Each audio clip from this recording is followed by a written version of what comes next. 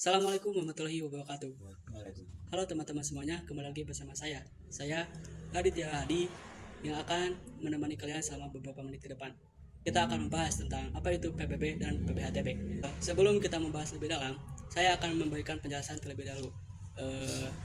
Untuk teman-teman yang belum mengetahui apa sih itu PBB dan PBHTB, PBB adalah pajak bumi dan bangunan, sedangkan PBHTB adalah bea pajak hak atas tanah dan bangunan. Nah, singkatnya seperti ini teman-teman. PBB itu adalah pajak terhadap aset yang kita punya, yang kita bayarkan setiap tahunnya. Sedangkan PBHTB adalah pembayaran pajak ketika kita membeli aset tersebut, yang dibayarkan hanya sekali ketika kita saat transaksi. Nah, setelah kita mengetahui kita harus membayar PBB dan PBHTB, apa sih yang menjadi subjek dan objek daripada hal tersebut? Nah, untuk kita mengetahui lebih dalam, kita akan tanyakan kepada salah satu rekan saya yang berada di sini. Halo Abi ya. Ya, halo. Tadi kan saya sudah menjelaskan tentang PBB dan PBHTB. Nah, apa sih yang menjadi subjek dan objek dari PBB itu? Nah, kalau objek sendiri, yang jadi objek PBB itu adalah bumi dan bangunan. Tapi apa sih yang dimaksud bumi ini? Di sini meliputi tanah, perairan pedalaman, dan wilayah laut Indonesia. Nah, terus kalau bangunan tuh kayak rumah tinggal atau badan usaha yang berbentuk gedung, pabrik, dan lain-lain. Nah, tapi ada juga yang dikecualikan dari PBB ini. Yang dikecualikan itu seperti rumah ibadah, terus pendidikan, dan yang itu digunakan untuk kepentingan sosial.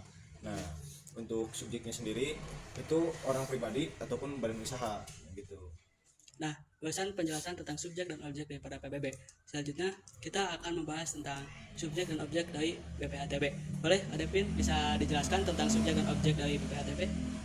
Baik, untuk subjek BPHTB yaitu adalah orang pribadi atau badan yang memperoleh hak atas tanah ataupun bangunan. Contohnya, ketika kita membeli rumah, kita termasuk dalam objek BPHTB, ataupun ketika kita mendapatkan warisan, nah kita juga termasuk dalam objek BPHTB tersebut. Untuk objeknya yaitu adalah perolehan hak atas tanah atau bangunan tersebut. Bukan secara tanahnya saja, tapi secara prosesnya. Selanjutnya kita akan membahas tarif yang dikenakan oleh PBB dan PBHTB. Bisa dijelaskan Teh Sulis tentang tarif dari PBB dan PBHTB?